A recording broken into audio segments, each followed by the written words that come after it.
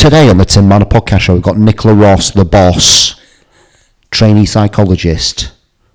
You know what I'm going to do is I'm going to start off a little bit. I quite like that. Oh, good, that's the new fucking tagline, sweetheart. I'm going to start off with the darkness.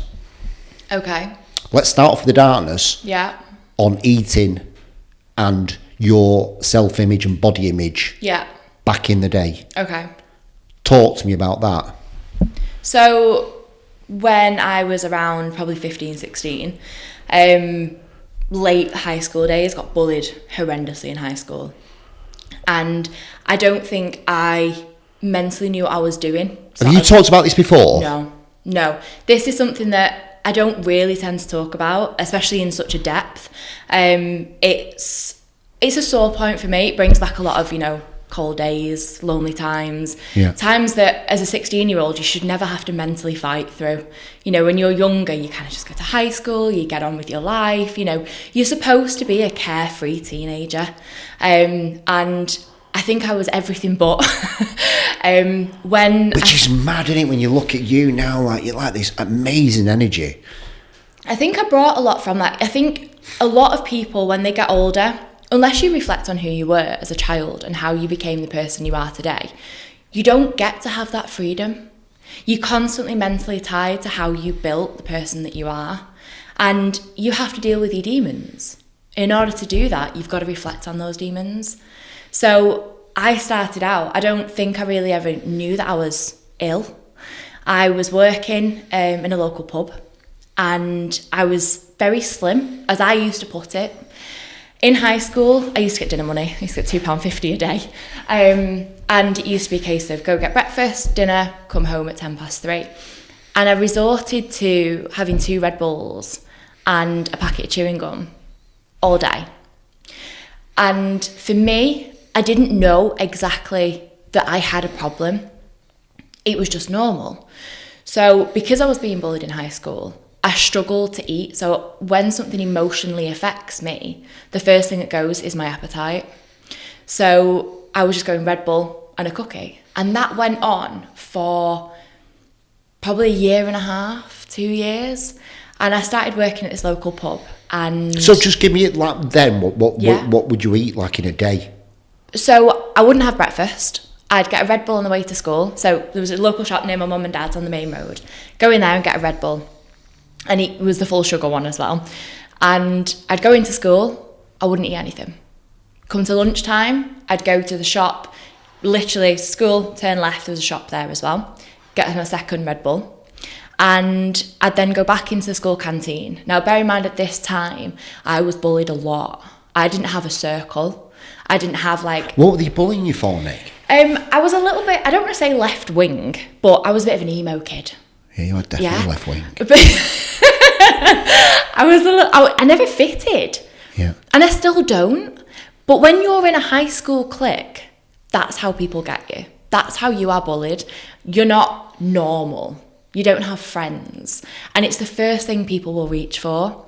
So I didn't really know why people were bullying me. I was just like, I'm just a person.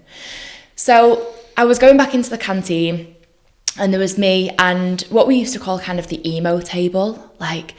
It sounds ridiculous to refer to it as an emo table, but I'd go and sit with them and I'd have a double chocolate cookie and that would be it until my mum came home at 5:00. She'd make tea. 6:30, I'd probably eat 6:45 maybe, and then I'd go to bed. And between that time of having tea, dinner and going to bed, I would just feel consistently ill. I'd just feel sick. And it took me about 2, maybe 3 years to realise why that was. So when I started working at the pub that I was down the road from my parents, I'd do a double shift, which is 12 till 5, 6 till 10. And again, the same thing. I would just get up in the morning, grab a Red Bull. I'd walk to the pub, which was about a 40-minute walk. Yeah. I'd walk there, start my shift. I'd have my break 5 till 6. And this was a very pivotal point in my life, but also my family life.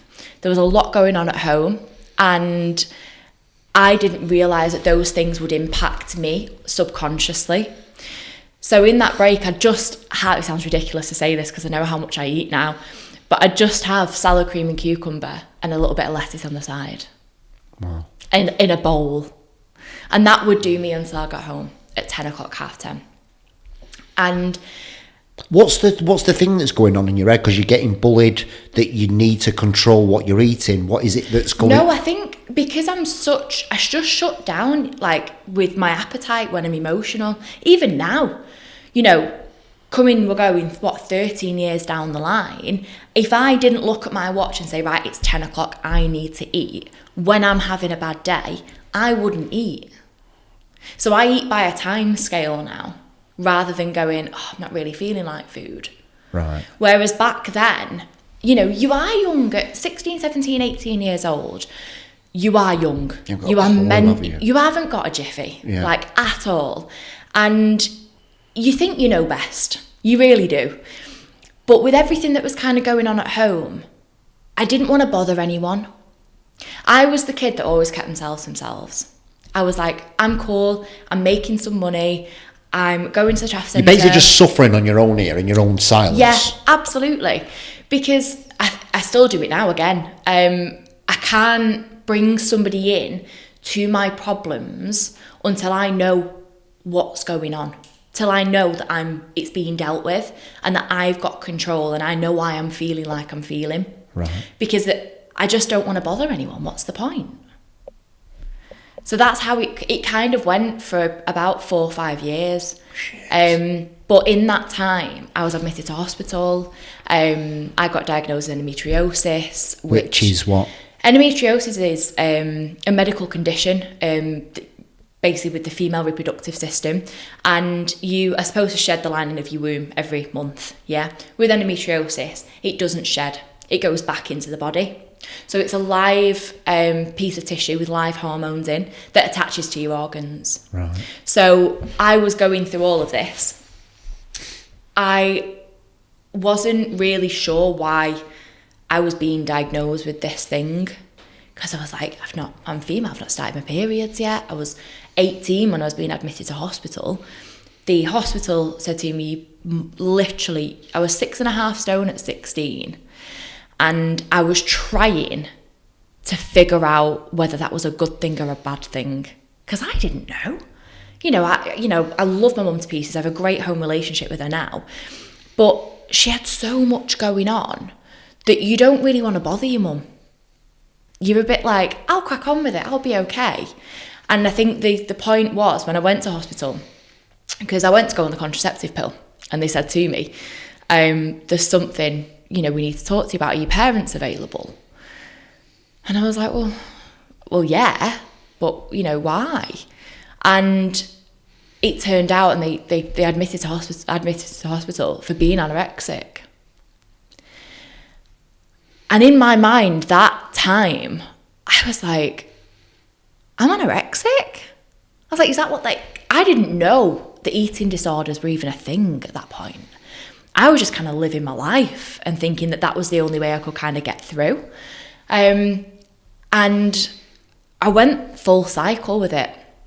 I went from anorexia to recovery, to bulimia, to figuring out that none of this was making me better. What's anorexia and what's bulimia? So anorexia is basically, obviously there's a more medical term for it, but I'll break it down, is you're basically not eating enough, yeah? So your body is in a degenerative state by lack of food. Bulimia is where you eat and you can sometimes gorge and binge, and then you'll be sick. Right. So you'll bring everything back up. So a lot of counsellors that I've spoken to since have said to me that tends to be the way that people do go, because they're on the road to recovery and they're eating, but then there's this panic, there's this fear, and then bulimia starts. Right. So I went that full cycle, and I remember being in the traffic centre with my sister, mum, my dad. We'd gone shopping on a Saturday, and this is a very pivotal point that I started to shake horrendously. And my mum said to my sister, go and get her a bottle of Coca-Cola. Yeah, give her some sugar. And Kaylee sat me down, my sister, and she was like, are you okay? And I literally just said to her, I'm fine. And I knew from that moment that the hospital diagnosis, I refused counselling multiple times, and I still do to this day. All those things, I was like, oh my God, I almost died. And I'm still doing this to myself. I didn't have, to me at that point, as a child, I don't think you ever think about, what do I have to live for? You don't. You're a kid, yeah? You're just getting up and doing your day. Every day now, I wake up at 29 years old and I go, right, what do I have to live for today? What are we doing? What am I doing today that is going to benefit me in a month's time, a year's time, 2 years' time? You don't do that at 18. You don't do that at, God, 19, 20, 21. And at that point, when I sat there, I realised I was really in a bad way. But I didn't know what to do. And I was admitted to hospital once more. I was taken in, middle of the night it was. I remember I went into mum and dad's bedroom and I was tremoring. I was severely underweight, just been diagnosed with endometriosis, but my stomach looked like a ball. And I said to mum, I said, there's something really wrong and I don't know what it is. So anyway, he took me into hospital and we figured out what it was. It was basically the combination of the two. And they admitted me onto this ward. I was in a room on my own. I'm not good being on my own anyway. And the lady came in, the nurse came in, and she had me hooked up to all these machines. And I'm thinking, I don't want to die. This is not how I'm supposed to end. No. But I didn't know what to do. You know, my mum was still struggling with things at home. She just lost her best friend. I didn't want to weigh this on her as well. And there was a TV in the corner of the room and they had Good Morning on the Thursday morning. And it was Jodie Marsh that was on there. And it was way back when she was competing and she looked amazing. And I remember watching it and thinking, I want to look like that. She was the sole reason that I probably didn't die that year. Because I watched her and I thought, oh my God, look at me and look at her. As human beings go, yes, she was famous at the time, she still is now. I was just this little girl from Manchester. But I can do that. A body is a body, surely. So I did some research on Google. So I was like, how do I come out of this state, basically? What do I do to build muscle? And I remember taking a screenshot of this. And it was walking lunges, yeah? And you ask my coach today, and he'll be like, I can't stop her. Because for me, it was my life saviour. And I sat there and I came up with this little plan in my phone. I was like, right, this is what I'm going to do. And the nurses kept coming in with food. And I knew that was the battle. That was the battle I had to overcome. It wasn't exercise. It was realising that food was what I needed to do the exercise. You've got to do the full circle. So I started doing walking lunges around my hospital room. The nurse came in, she said, are you okay? I said, yeah, I'm going home though. And honestly, my mind just switched. It just switched. I went, I'm going home. I'm not done. I'm not finished. So I took the meals that they gave me and it took me around 3.5, 4 hours to get through one, but I did it. And the next one came.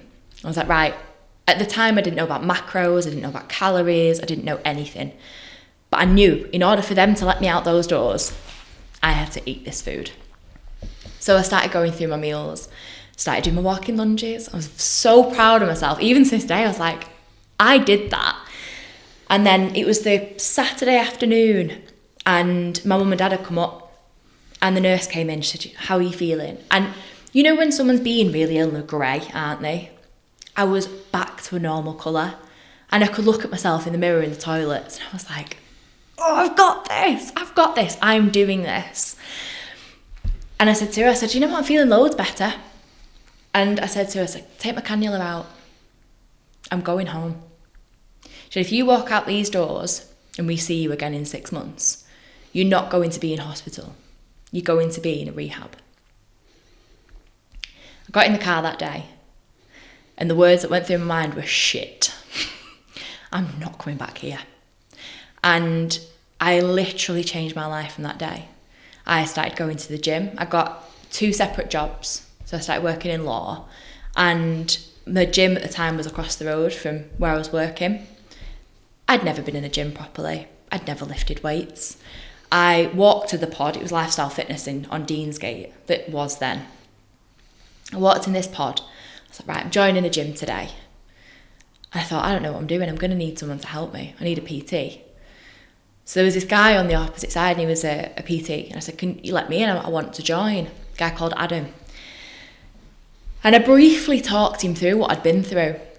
He said, yeah, I can help you, no problem. I was like, right. I said, I'll come in. I finished work at 5:30. I'm coming in, no problem. So I went in at 5:45, and I remember picking up these gym pants, right? And they were no bigger than probably a 5-year-old's. They were just so small. And I remember looking at them, thinking, this is the next step. You've got to overcome this. Walked out onto the gym floor. Oh yeah, you're right. Right, let's get going. And he had me doing walking lunges, which is still my fave. And he said to me, he said, when was the last time you ever lifted a weight? Have you lifted a weight? I said, no. He said, right. They have baby weights, 1 kg. And I remember struggling picking that 1 kg up and thinking, oh my God. And that from that point, I got competitive. Yeah. I didn't just get competitive with myself. I got competitive with the entire gym. And I was seeing people, and they were lifting like 60, 70, 80k. And I was like, how on earth are they doing that? So every single morning, I used to get the 6:15 train. How do you stop yourself from going the other way now, you? As in, like... Well, in that moment, obviously, you've got this control thing where you've controlling your diet, and now you've got this weight thing that now want to compete against everyone else. And how does it stop getting compulsive in that? So it did for a time. So probably 8 months post-lockdown, I absolutely went ham at the gym.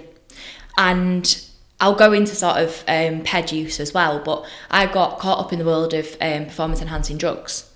And they help you lift more, basically. You get stronger on them. You recover faster, but you get stronger on them as well.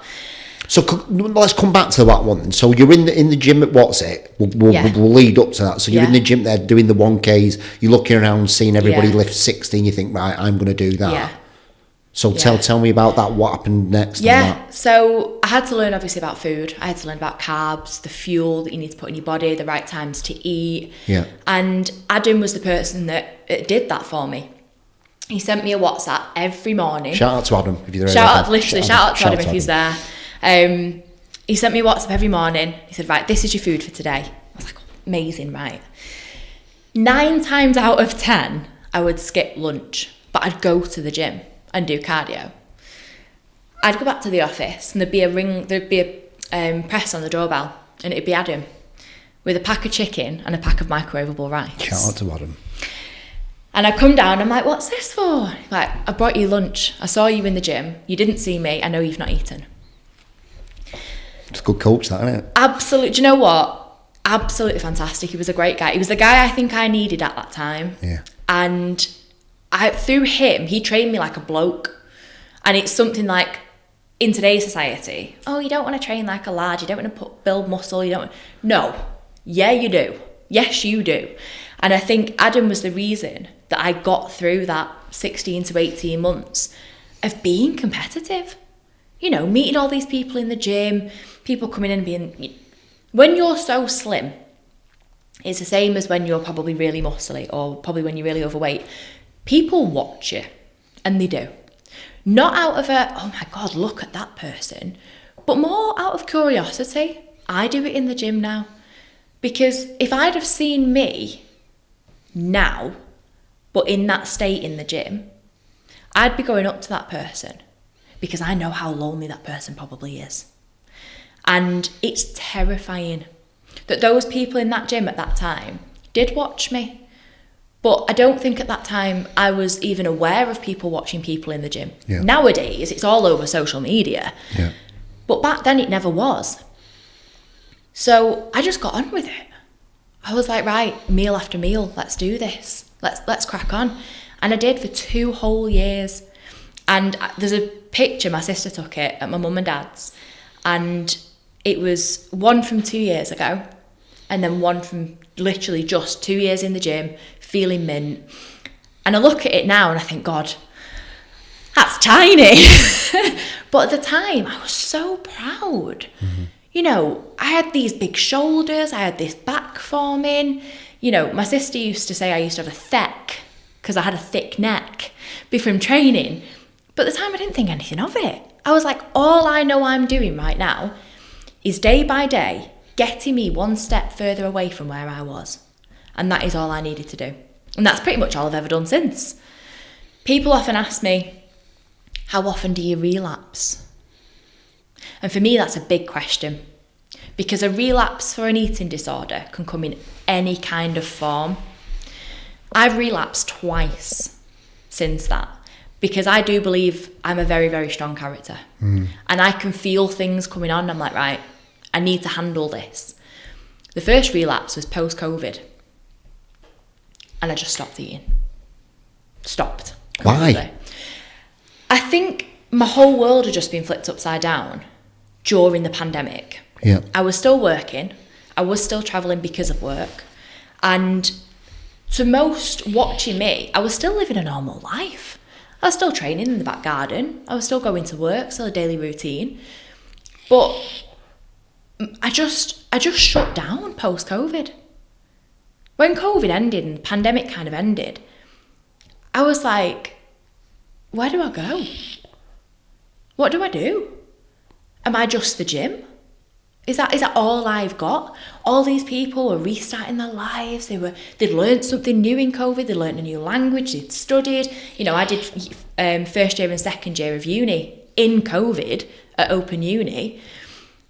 But I hadn't done anything. I didn't have anything to say, oh my gosh, I've done this in lockdown. And I felt a bit deflated. I felt like I should have used that pandemic to learn something, to do something more. But the realisation when I started to shut down, that was it within the pandemic, I'm big on Instagram. So I'd put on Instagram people who were struggling, you know, people living at home on their own, they weren't able to see people. I put people into a WhatsApp group. And it wasn't, you know, I was a coach at the time, I was online coaching. It wasn't a marketing move. It wasn't a sales move. It was because there were so many people out there struggling. You know, because you understand what it means to be lonely, man. Very, very lonely. And you can be surrounded by all your family, as I was. My sister lives 3 doors down from my mum and dad. I had everybody I needed, but I was so on my own. And there were support groups all over social media for these people. But realistically, I don't find them relatable. My WhatsApp group, I was just a normal girl. I was like, I am sick of this. I am sick to death of not being able to do what I want to. I'm sick of being controlled. And I was so alone. And I put together this WhatsApp group, and there was around 40 of us in it, because I just said to people, it's not for anything in particular, but just come and join. If you just want someone to have a bit of a banter with, if you're on your own, just come and join, send me your number. We had the best WhatsApp group. And there was specifically one particular guy in that WhatsApp group, and he never said anything. Still follows me now on Instagram. And I know who he is. And following the WhatsApp group, we went back to normal, didn't we? We went back to normal life. And I started to put together blogs and vlogs, because I realised that you can put as much as you want on your Instagram story. Yeah, I chat crap sometimes. But people love it, yeah, because I'm just so open. I just don't really care. I started to put together a vlog, and I was sending it out, and I said, you know what? I don't care whether I'm sending this to 3 people or I'm sending it to 300. This is just me, and this is what I'm going through. This is my life. Here you go. Yeah, you might be able to relate to it. You might not. Not doing it for any specific reason. I sent this particular vlog out one day, and I'd just come back from the gym. I had a crap session. Wasn't eating properly, weak, mad at myself, started drinking. And I went back and I sat on my laptop, and my laptop on my knee, mum and dad's, a glass of wine in my hand. And I started typing. Could I stop typing that night? Could I, heckers? It went on, this vlog. And I went in about the circle that I'd just been through. I was this really healthy human being. I was coached before lockdown. I was due to compete in bodybuilding. Best condition I've ever been in. And all of a sudden, I was drinking a bottle of wine a night. I wasn't eating. Hated the gym. I was using performance enhancing drugs. I was lonely. I was like, what am I doing? So I put together this vlog. And when I read it now, I'm so proud of where I've got from that point. And I sent it out. And at that point, there was 98 people on my vlog list. 98 random people that just wanted to follow Nicola's vlog. And I sent it out. And I always put at the end of the vlog, you know, feel free to come back to me on email. If you want to share some life stories with me, go for it. Yeah, it's not going to go anywhere. It's private, confidential. And the following morning, I woke up with a stinking hangover. Felt awful, absolutely awful. And I was like, shit, I sent a vlog out last night. I was like, oh God, what do? I was like, what did I write? Anyway, I rolled over on my phone and I had this email off this guy who'd come back to my vlog, and it was about 4:05 in the morning. He emailed me back. And he said, Nicola, thank you so much for sending that vlog out last night. He said, over the last 6 months, I've had some of the toughest days of my life. He said, and yesterday, I lost a person in my family. And he said, I came home, and if it wasn't for your vlog, I wouldn't be able to be writing this email back to you right now. So I read it, and I had this stinking hangover. And I'm thinking, first thought that came to mind is I must have done really well. Must have been a great email. And he started to go on to say that he's followed me since pre-lockdown. And that, in your WhatsApp group? Yeah, he joined the WhatsApp group, and he said, I've seen you, and you're not shy, you're very bold, you don't really care what people think anymore. And if you're having a crap day, you'll tell people you're having a crap day. He said, but I followed you, and the strength and courage you have had that's pulled you through, pulled me through in that vlog. He said, because everything you said I related to. And I rolled over and I put my phone down and I looked out the window at my mum and dad's, and I had a choice that day. And the choice was to carry on feeling sorry for myself, to sit there and go, oh, my life's worse than theirs. Or I could go, you know what? Jesus Christ. I've just saved a guy from killing himself. I'm making an impact here. And I'm not letting that go. I'm not wasting that. I got up that morning, I ran downstairs and I made my coffee. I was like, right, we're going for a walk. Backpack on, Dora the Explorer backpack, my water, some food. And I thought, right, I'm going to walk and I'm just going to keep walking. On your own? On my own. I'm going to go. And all I'm going to do is think. Think about what I've done. Think about where I've come from. Think about where I'm going. And don't get me wrong, that has changed probably a million times. But I needed an image in my head about what I was going to do. So I went, headphones in, and I'm trundling down the road. That day, I walked just shy of about 27 miles. Got up at 8, I didn't get home until about 9:30, 10 o'clock. I walked and walked and walked. And when I got home, I made a decision that I was never going to be that person that I was yesterday, ever again. I had so much hate, anger. I was angry at the person that was in my life, destroying my mental state. They were the reason I'd stopped eating as well, because they were constantly having an impact on me daily, emotionally. And I got sick of it. I was like, how on earth are these people having such an effect on me? They're controlling my mood. The only person that should control my mood, how I live my life, the food that goes in my mouth, is me. And relatively my coach at the time as well. So I cracked on, went back to the gym, and that's when I implemented the eating at certain times. I wasn't eating because I needed to eat. I ate because it was 10 o'clock. I ate because it was 2 o'clock, 4 o'clock, 6 o'clock, 8 o'clock, 10 o'clock. Didn't matter what it was. I needed to get in a rhythm of eating again, and that cycle. And I needed to get into the rhythm of going to the gym after work and not just going home and drinking a bottle of wine. That was the rhythm I started to get into. And then I got a coach again who changed everything for me. Again, I don't work with him now, I've got a new coach, but he changed the way I thought. And he is probably part of the reason that when I look at people now, I didn't necessarily judge them, but I used to sit there and think, why can't I be that? And that used to impact me negatively. And he said something to me, probably about 2-3 years ago now. He went, have you any idea what person you are?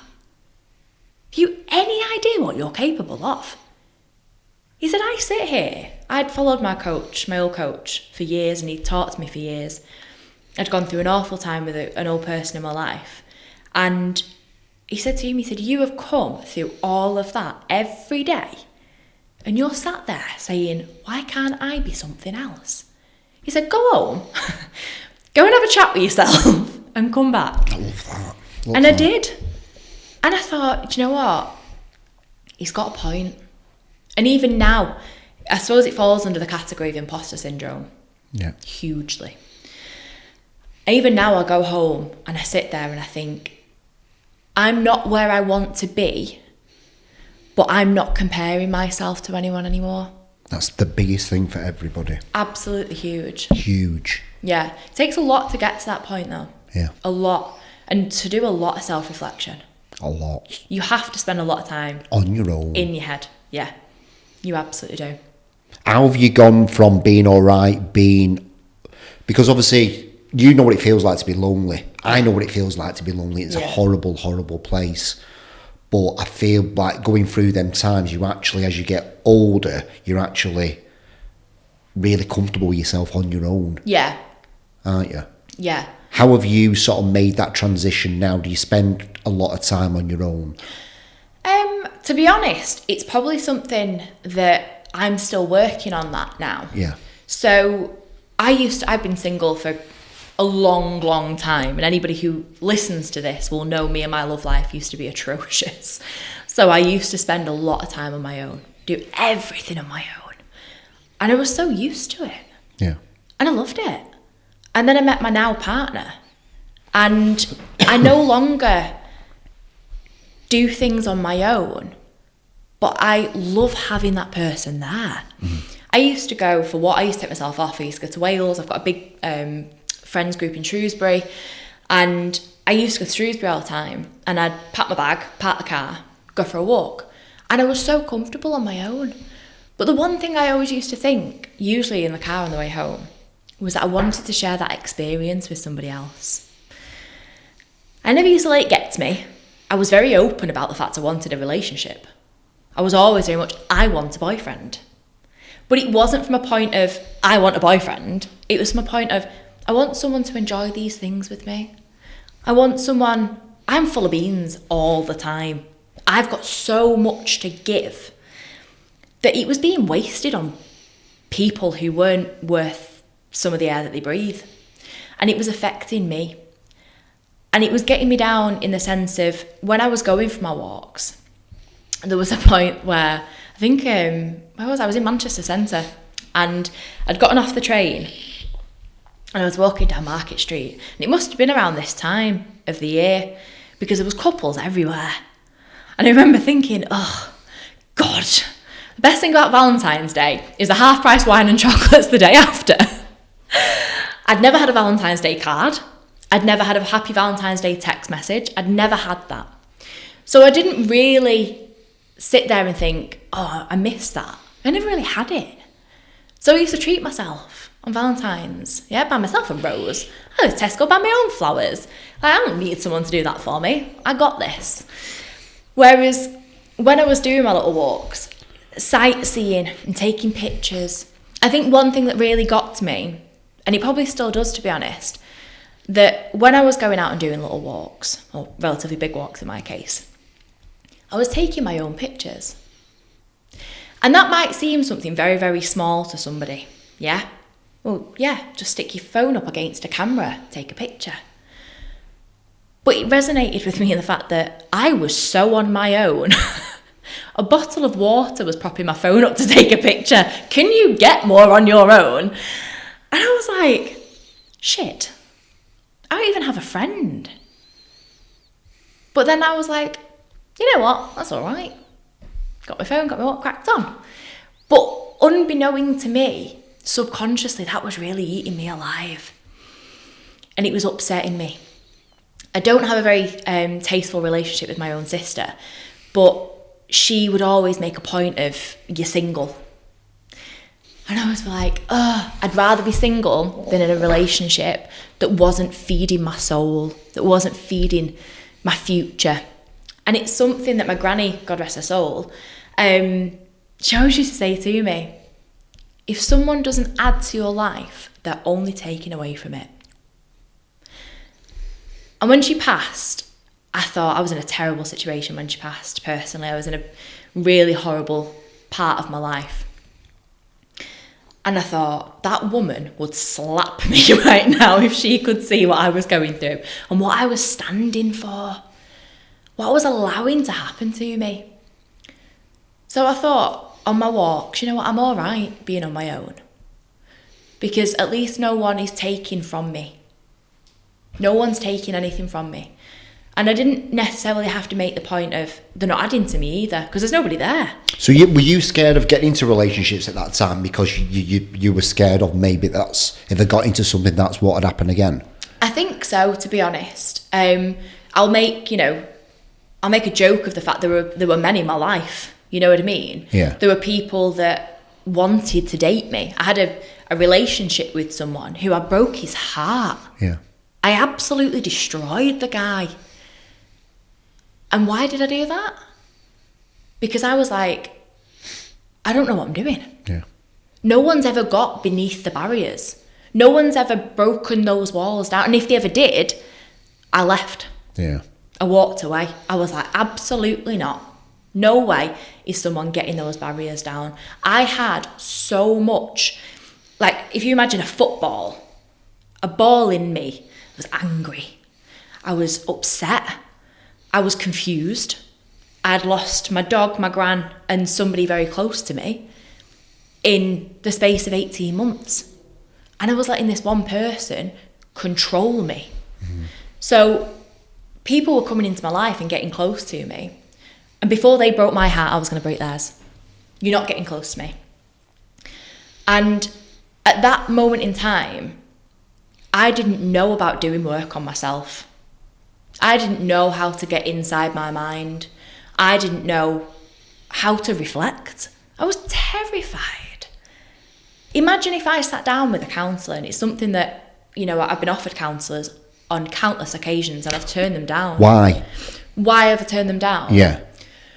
Because the times I've been through, I wanted to figure them out myself. Now, I know they say a problem halved is a problem shared. A problem shared is a problem halved, yeah. Mm. It's never the case for me. I never felt like that. Because I was always so scared of putting my problem on somebody else's shoulders. I went to Dubai to work for Emirates as cabin crew. Is your relationship the same with counsellors now as it was back then? Yeah, I don't want a counsellor anymore. But isn't that not what you're... Yeah. But I don't want one.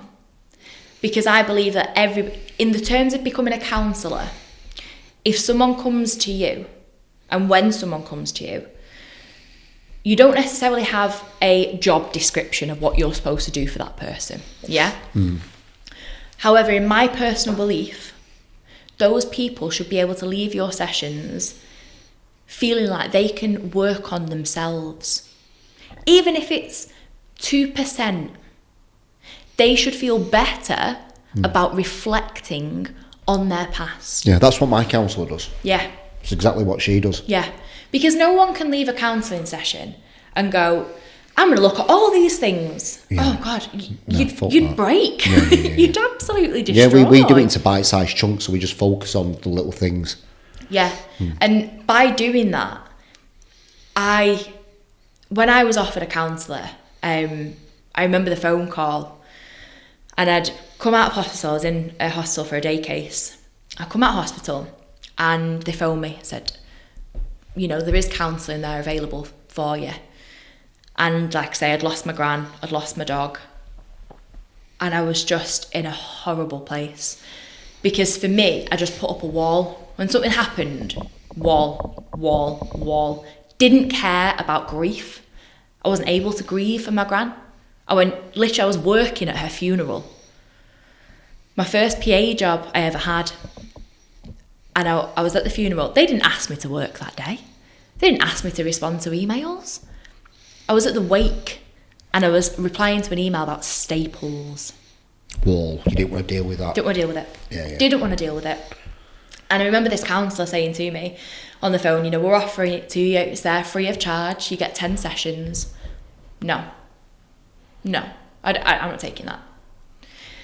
And it took a lot over the last 4 or 5 years for me to look back on everything. I call them like trauma. They are trauma cases. And I look at it as a trauma case. Yeah. And I open that file. I say, right, what made you feel like that? Yourself? Yeah. You're just self-reflecting here. Self-reflecting here. On trauma. On trauma. So, for instance, I'll go into a case. I flew to Dubai to work for Emirates. And I now know it was somebody else's dream. It wasn't my dream. But it broke me. I was 21.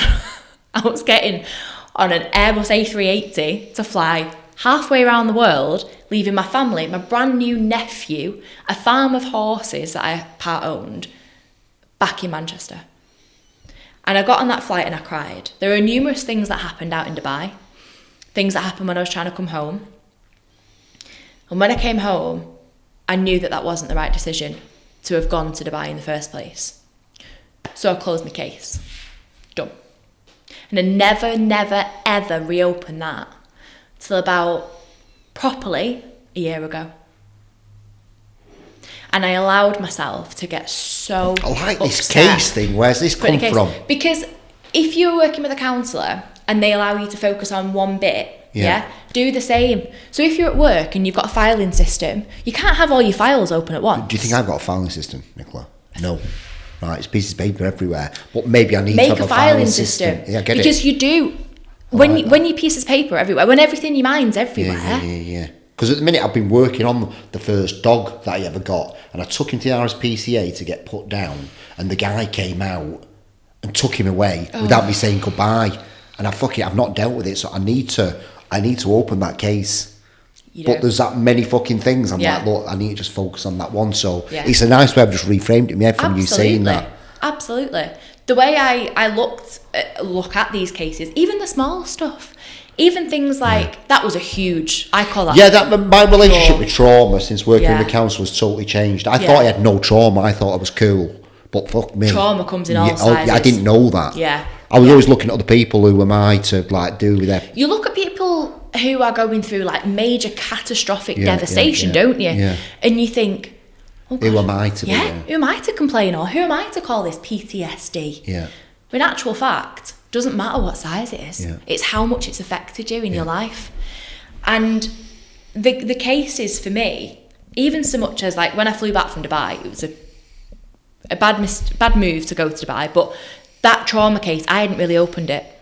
I didn't want to, but I knew I had to. And I allowed myself... How did you know you had to? Oh, because I was going over it in my head.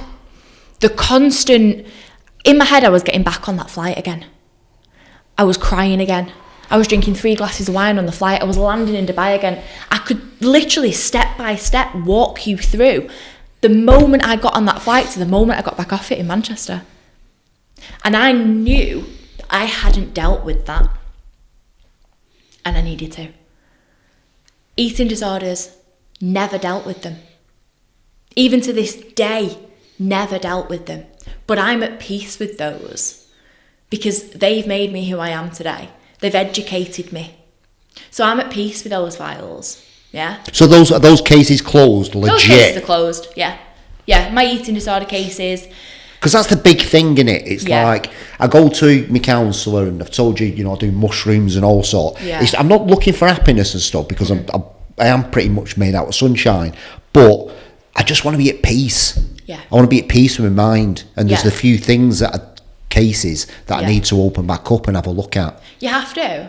But the way that I would explain to open a case, and I opened one, a very sensitive one, about 3 months ago. And I knew that I was okay opening it because I was talking to my partner about it. And there was no judgment. There was no, I feel that you should have done something different. I knew I was in a safe zone to open that again. And I opened it, and as quick as I opened it, I closed it. Really? Yeah. Wow. It breaks me every time. Every time. And I can't change it. I can't go back. I can't reignite with the person that I went through it with. I won't. But every time I look at that case, I can't open it. Cannot open it. Will this not be the case where that maybe you need to open the case with somebody else? That you don't know from a... Listen, I haven't got a fucking clue what I'm talking about when I'm saying this. No, I know what you mean. By going to a counsellor, they can help you open cases that you can't open yourself. Yeah, because like she's just totally rephrased. She changed my life. Yeah. Shout out to Sally. We talk about stuff and I'm just like, fuck, I didn't even realise that. Yeah. I didn't even think of it like that. Yeah. And it's just like, I now apply the tools that she gave me every single day in my life. Yeah. Hugely. But I couldn't have done that without her. See, I'm not even at the point of wanting to approach somebody about it. And you have to be able to say, I want someone to help me with this in order to go and do it. That is one case that in my filing cabinet of cases. Deep as fuck. It literally is. From such small things to such massive things. Yeah. I think that's something I probably think of at least twice a week. And I go through it, and I don't know if you're the same as me. Subconscious is like it just hits you. No, like, I'll purposely bring it to the forefront of my mind and think, right, you're like a machine. We've got to. I'm like, oh. Oh no, I bring everything right through, and I'm like, right, I can be driving to work and sit in traffic for hours going to work some days, and I'm like, right, let's go. I'll be on the motorway in traffic, and in my mind I'm thinking, right, this is what happened. This is what you said. These are the actions you took. What would you do differently now? Well, I wouldn't have done that. But why wouldn't you have done it? And I'm pretty much having a two-way conversation with myself, yeah? Because somebody said something to me a long time ago when I was going through this particular phase of my life. They said, you did what was right for you at that moment in time. Yeah. And that sticks, because at that moment, when you're in fight or flight mode, your body tells you what you need to do. Because your mind is working at 1,000 miles an hour, that your gut, your body goes, this is what we're doing. Yeah. And that's it. And you make that decision there on in. I made that decision. I don't regret it. Regret is one thing I will never do. Yeah, I won't regret anything. I love who I am today. But would I change it? The action, no. Everything surrounding it, yeah. The people I lent on, I'd change. The actions I took following, I'd change. The way I looked at myself and talked to myself. No one needed to hear that. I hated myself. Hated it. I shouldn't have done that to myself. I should never have woken up 2 days later and gone, you're a dick. I should never have done that.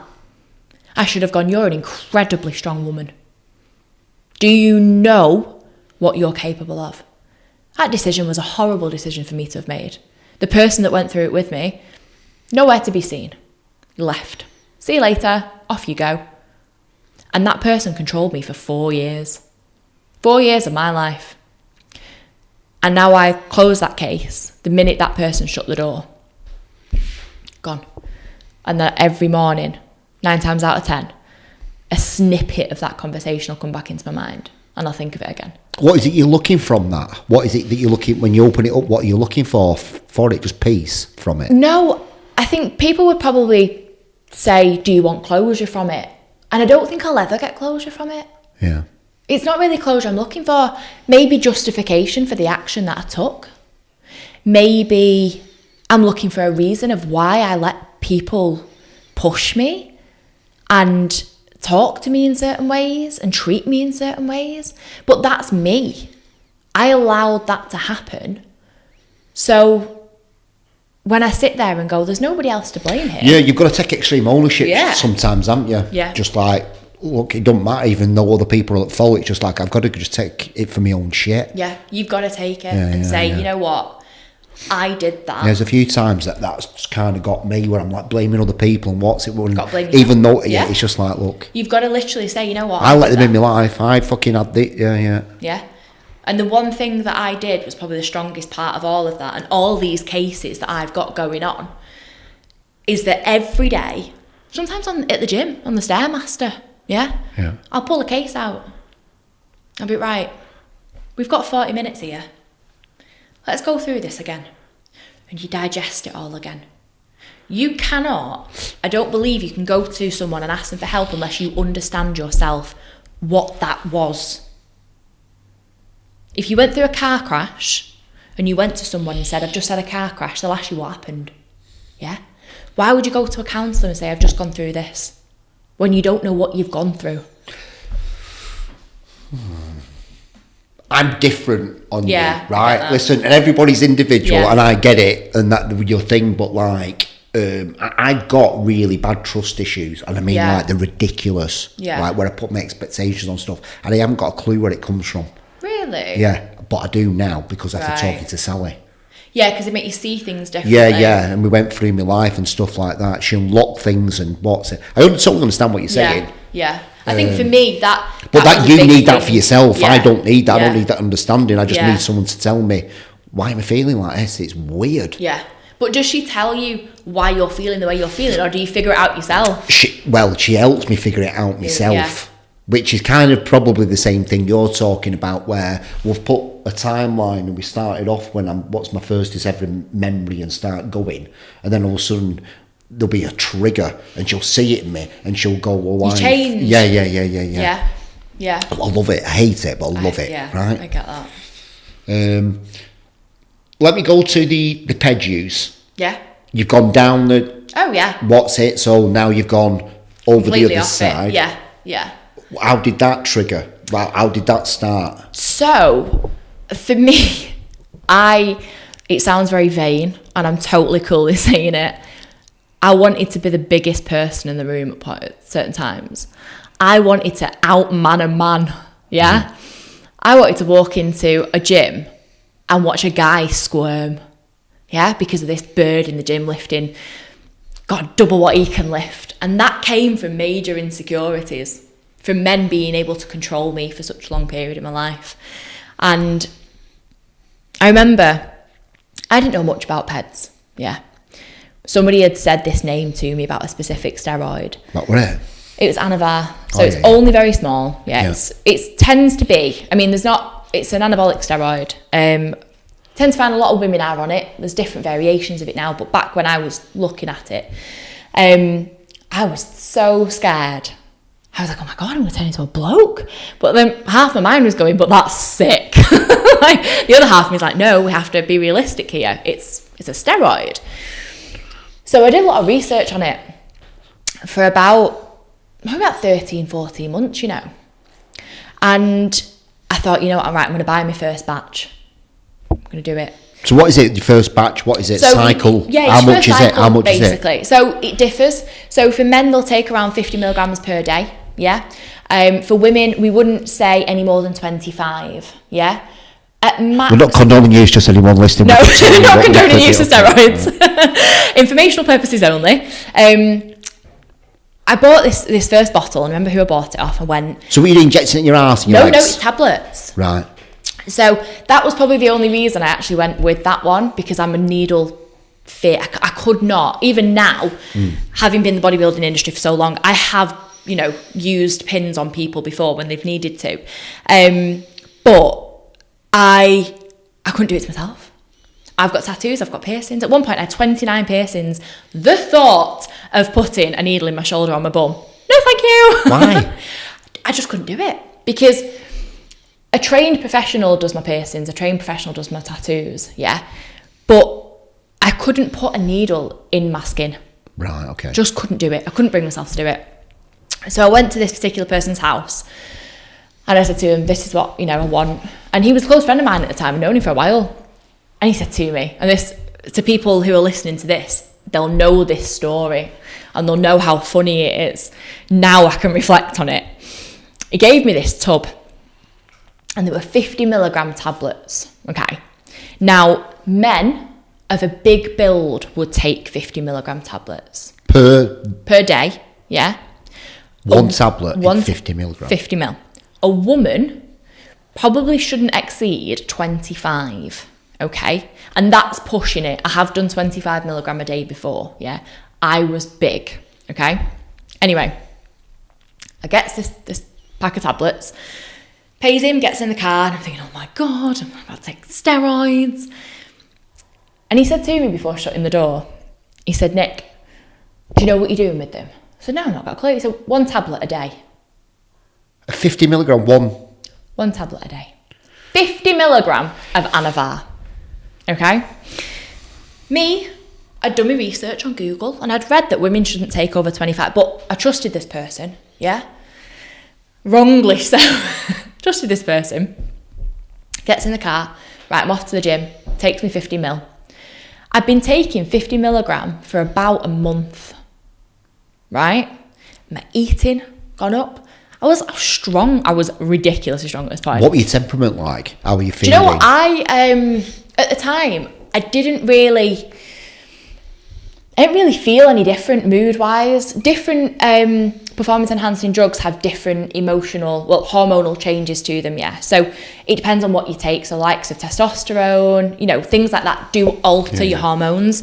Anavar is very small. It's like a drop in the ocean kind of steroid. Not condoning it at all. However, if you're going to use it, then use it correctly. And be aware, for people that are listening who also don't condone steroids and think that every steroid makes someone angry, they don't. Yeah. For the love of God. Some of my closest friends, bodybuilders, been in the industry for 20 years, take steroids, sweetest people I've ever met. It's you as a person that makes that change. So I was taking this Anavar, 50 milligram a day. I ain't none the wiser. And I said to one of my friends at the time, so I've been taking this Anavar, and he goes, oh right, what meg are you on? I was like, 50. He went, what? He put his hand on my shoulder. He went, Nick, 50 milligrams a day? I was like, yeah, why? He went, Nick, you're only supposed to take about 10.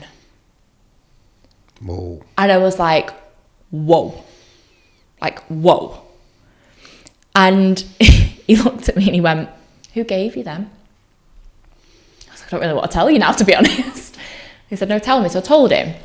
And he was like, they were close friends. And he texted me and said, what on earth are you doing? And his reply was, I just thought it would be funny. No. Now, I look back on that and I think, wow. And I still know the person. I don't speak to them much anymore. But I think, you know, wow. But having that experience then led me on to doing some more research, doing the correct dosage. Questioning everything. Yeah. I really got into the nitty gritty on it. And I then was using the correct dosage. I was training correctly. I was taking them at the right time. I was looking after my body miles better. And I started to get to a point where I needed a coach. I needed help. I'd exceeded what I knew in bodybuilding. I'd only ever done like my PT course, my nutrition, but I didn't really have enough knowledge on bodybuilding.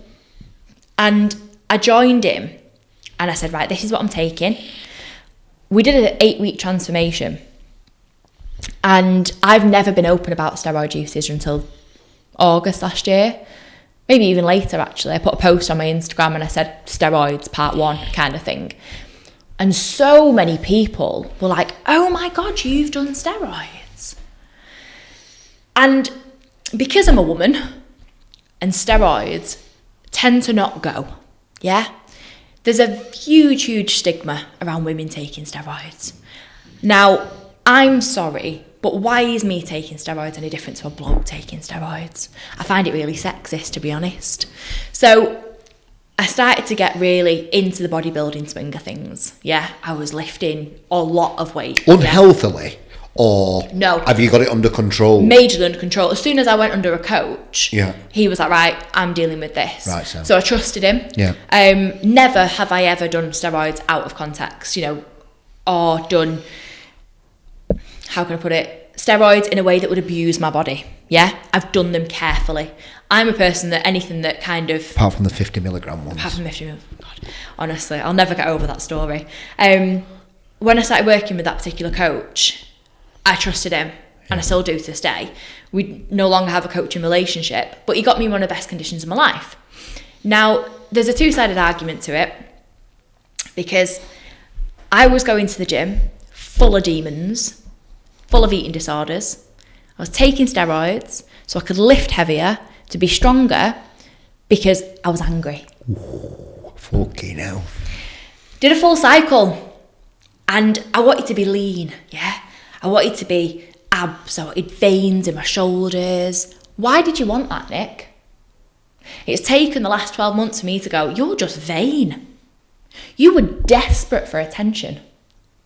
You were that lonely at that moment in time, in that period, that people messaging you going, oh my God, you look amazing, put you in a good mood. So every person around you on your social media would trigger you in either in a good way or a bad way. And it's still, to this day, sometimes, still gets me. Nowhere near as much. How do you check it now? You're just mindful of it, self-reflect, kind of. I learned a lot. I went to France with work 2 weeks ago now. I went on a big course with a bunch of CEOs. And it was funny because the guy who ran the course, he made a point of saying, literally don't sweat the small stuff. Yeah. And you hear that saying all the time, don't you? Brush it off, don't sweat the small stuff. And you think, how do you not sweat the small stuff? On Wednesday night, I was in a bar in London with my boss and my finance manager. And I had a conversation with him. And he said exactly the same thing. Don't sweat the small stuff. And I'm still thinking about it. At that moment in time, when people were triggering me in a good way and a bad way, their words were having such an effect on me that would determine whether I went to work in a good mood or a bad mood. Somebody else's opinion on me was affecting my day. I didn't know Timmy from Sheffield, but he just told me I look like a bloke. So I went on Instagram and had a big rant, which was doing what? Firing up a negative side of me. Yeah. So I think it's redefining what small things are, though. Yeah, it is. Yeah, it is. Because I totally get that. Because small things could be a huge, massive thing. Could be a trauma, couldn't it? Yeah. It is them comments. It is those little. It's the little things that are out of your control in a way. They affect you the most. Yeah. When someone has a snide dig about something, now I'm like, yeah, whatever. But at that time, I didn't know who I was. I wasn't confident. I was lonely, I was angry, I was upset at the world. I couldn't deal with my cases, didn't have the mental capacity to deal with them. I didn't know what I was doing. So every little comment really upset me. The good ones, I was like, oh, I look amazing, feel amazing. Yeah. Would determine then if I had a good session. I was so emotionally reactive that for someone at, how old was I at the time? 25? For someone at 25 years old, I was so far from where I wanted to be, but I had no idea how to control it. I just didn't know. And I'll be honest with you, the change that I've seen in myself over the last 18 months has come from coming away from bodybuilding, because I had to due to injury, moving out of my parents and saying, see you later to a few people in my life who would have the biggest emotional effect. Yeah. And I say this probably, some people will, probably say you shouldn't do this, but I don't care if somebody is family or a friend, yeah? Mm-hmm. If someone is ruining your mental state, yeah, or is having a severe negative effect on your life, get rid of them. Just get rid of them. Because it's like throwing another coal on a burnt out fire. It's gonna explode at some point, but that coal is that toxic person. I have literally grown 5 years worth in 18 months. Just by assessing those cases, realising who the fuck I am. Yeah? And that was a big realisation for me. Like, wake up, Nicola. Getting where I am today, career-wise, I'm so proud of where I am career-wise. So proud. And emotionally, and in a relationship. If you'd have told me 5 years ago that I would be where I am today, I would never have believed you. Ever. Not in a million years. That I'm capable. I've been with my fella now, Sam. Been with him 14 months, yeah? I live with him. I've never lived with a bloke before. If you'd have told me when I was 25 that I'd be in a full, steady relationship, planning a family, babies, future... Oh, if you'd have told me that when I was 25, I'd be like, not a chance. But I have never been so self-secure and so confident in all my life. And I did that. I've done that. I didn't need help. I didn't want help. Will you always be that emo Nicola back in the day? Oh, probably, yeah. There's always a little dark side. If you could go back and tell her something or give her a piece of advice, I know it's a bit of a cliche question, like, but what would it be? Yeah, what would that thing be that you'd go and tell her right now to help her out? People are going to hurt you. Just keep going. Yeah.